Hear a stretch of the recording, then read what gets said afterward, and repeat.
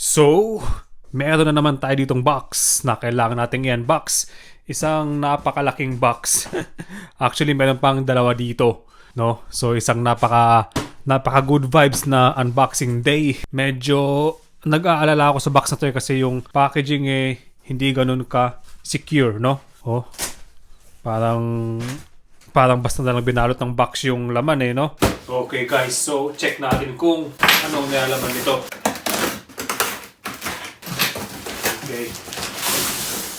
Okay. Yun. Eto na. Bagong setup natin. Grabe bigat. Yan, nakikita ba sa camera? Hindi ko na kung nakikita Pero ito ang ating Exoterra enclosure. Dito mag-house tayo ng isang reptile. Bagong alaga sa SPTV. So yan na guys, yung ating bagong alaga. Isang napakagandang bearded dragon. Joke lang. Drawing pa lang yan. Okay, sa mga magtatanong, ito po yung sukat. Post nyo na lang. Okay, so huwag na natin patagalin pa. At i-reveal na natin yung enclosure sa loob. Yan. Yun. Isang Exoterra enclosure. Buksan natin Yan. May tape pa pala sa gitna. Hindi ko nakita. Sorry naman. Yan. So, yun. Yan ang ating bagong isi-setup na enclosure. Meron siyang 3D background na kasama. Tapos, screen mesh top siya. So, all good to kasi yung bagong alaga natin hindi naman kailangan ng mataas na humidity. So, all good tong screen mesh top, no? Naalis ata tong screen mesh top Okay, naalis nga. Yun. Yan. So, madaling mag-set up. Tapos, madaling mag-maintenance kasi naalis yung top. Yan, no?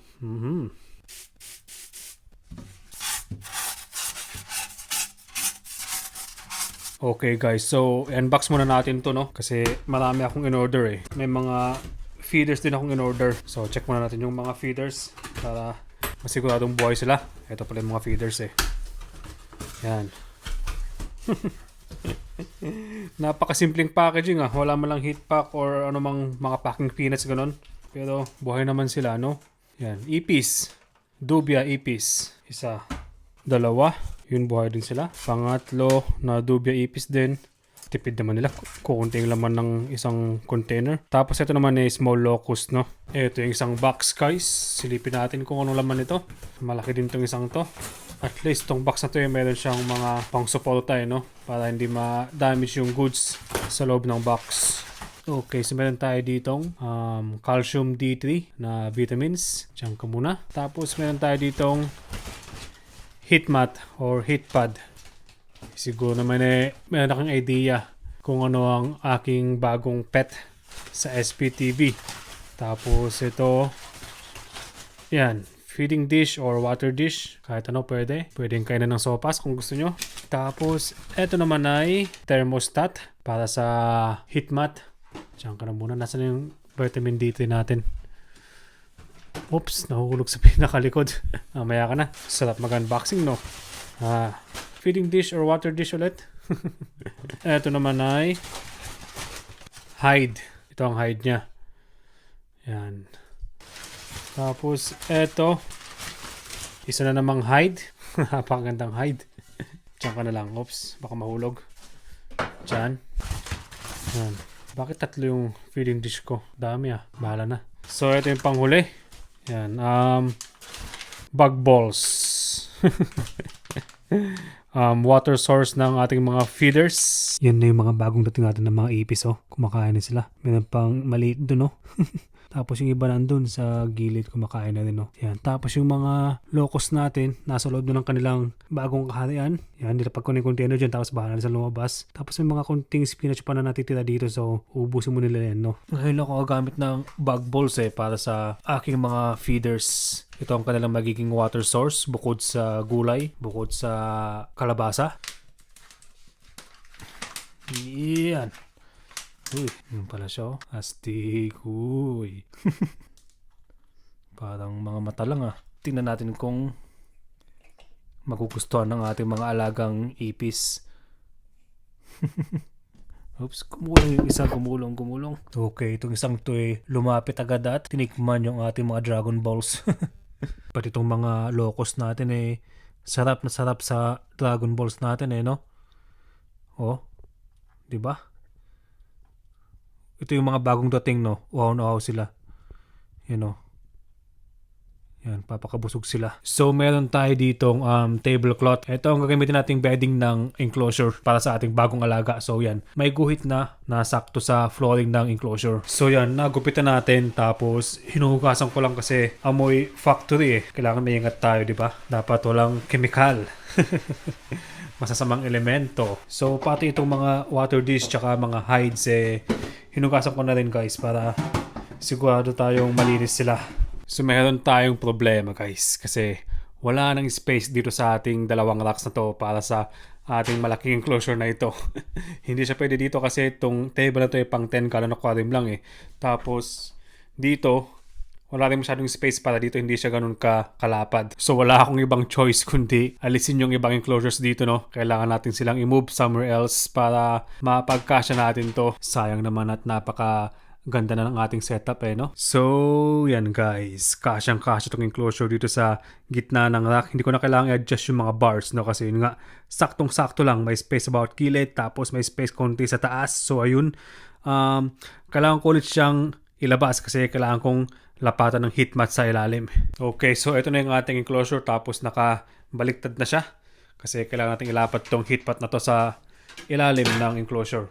Oops, baka mabasag. Dahan-dahan. Kailangan nating alisin tong sticker. Oops. Hindi na alis ng buo Hindi na pala kailangan alisin yun. Ano ba yun? Tama yun na yun. Akala ko yung mayroon pang layer sa ilalim na hindi sumama. Yan. Medyo kailangan punitin sa bandang sulok na yun.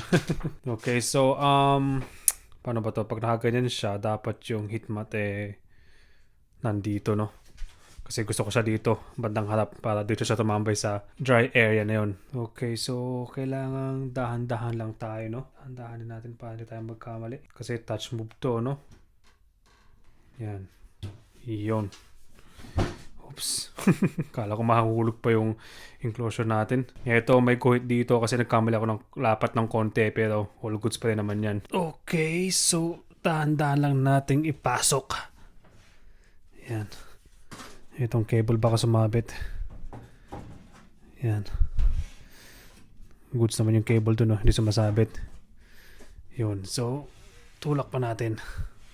Pwede na tayong mag-start na mag-setup ng enclosure na ito. Ito yung kanyang bedding. Basta yun, yung mat niya. Ito yung natuyo na. Saglit lang matuyo, no? Pagka hugas ko, punas-punas lang, tapos air dry lang ng konti, tuyo na. Yan. So, saktong-sakto yung sukat, yung lapat niya, no? Yan. Okay ba na sa likod yung kulay red o tayo natin sa harap yung kulay red? Parang dining table lang no? May tablecloth. Pangit. Mas maganda kapag nasa likod yung kulay red. Masyadong malakas tong kulay ng red Kapag sa harap dapat sa background yung malakas ang kulay. No? Sakto yung lapat. Tapos mga plato tsaka kutsara no. Joke. Ang pinakaunang decor na ilalagay natin itong skull na to. Fake skull dyan lang sa sulok para gwapong tingnan. Tapos ito yung kanya magiging dry hide kasi wala siyang bottom no. So nandito yung heat mat. So dito yung dry hide niya para lapat na lapat yung kanyang belly sa warm floor. Ito naman yung kanya magiging cool hide. Siyempre, dapat dito sa kabilang sulok kasi yun nga, dyan ang warm side. Tapos dito ang magiging cool side. So, meron tayong tinatawag na temperature gradient. Warm, tapos cool, tapos warm. So, yun ang ating temperature gradient. Ito, meron tayo ditong tatlong feeding dish or water dish. Hindi ko alam kung magagamit lahat pero siguro kahit dalawa lang muna, no? Isang feeding dish tapos isang water dish. So siguro tong water dish dito kasi Hindi siya pwedeng ilagay sa warm side kasi yun nga, yung humidity tataas. Tapos tong feeding dish, kahit laki naman ng feeding dish no? Ito na lang siguro gawin natin feeding dish. Depende sa ipapakain natin, no? Kung mga mealworms, superworms, makakalabas sila. So, dapat siguro ito. Hindi ko alam, mabago din yan, no? Ito yung thermostat na gagamitin natin para sa pag-regulate ng temperature sa loob ng enclosure na to. So, saksak lang natin yan dyan. And then, alisin lang natin tong papel dito. Tapos, kailangan kong bunutin tong isang LED lights. Hindi pala ito, kasi ito yung naka-ilaw sa enclosure So, etong bunutin natin. Yan. Ito, try lang to Try lang kung mag-work. Kasi pag nag-work, ayusin ko din yung mga cables, no? Para hindi magulo. Para hindi siya fire hazard. Yun ang iiwasan natin. Diyan yan. Tapos, check natin. Hindi siya nag-on. Kailangan muna pala natin ilagay itong temperature probe sa ilalim ng tablecloth, no? Para ma-measure yung init. Walang space dun So, paano ba to? Okay, so dito sa bandang likod ng enclosure, meron tayo ditong yan, pwedeng pagpasukan ng mga cables, no? So, itong ating probe. Papasok ko dito. Ayun siya. Oh. Diba? Tapos saka natin kukunin yung probe dito sa pinaka ilalim. So, gamit tayo ng tweezer sa pagsungkit ng probe na ito. Ayan. Labas na. So, ito na guys yung ating probe. Diyan lang yan. So, lapat sa ibabaw ng heat mat. Tapos, nakailalim siya sa ating bedding. Tapos, ito yung dry hide. Ganyan, no? Para ma-monitor yung init sa dry hide. Hindi siya ma-overheat para hindi maluto. So, meron siyang kasamang susi, no? Tingin ko pag-adjust to sa temperature level, no? So, isagad natin sa 35 lang muna. Ayan. So, yun. Umilaw agad yung heat na ilaw. So, naka-on na siya. So, guys, 5 minutes na nakakalipas. Check natin kung uminit sa kanyang warm corner. Ayun. Init. Mainit nga. Wala kasi akong thermometer or thermometer gun napanukat sana. So, kailangan natin bumili ng ganun, no? So, yan. Dito sa setup na to, may kulang pa. Kailangan nating maglagay ng moist hide dito sa gitna. Pero saka nalalagay yun, no, kapag dumating na yung ating alagang ilalagay dito. So, yun guys. Abangan nyo yung pagdating ng ating bagong pet sa Schizopelma TV. Etong setup na ito simple lamang, no? Sa ako na explain in details kapag dumating na yung ating bagong pet. Abangan ang susunod na kabanata. So maraming salamat sa panonood ng vlog na ito.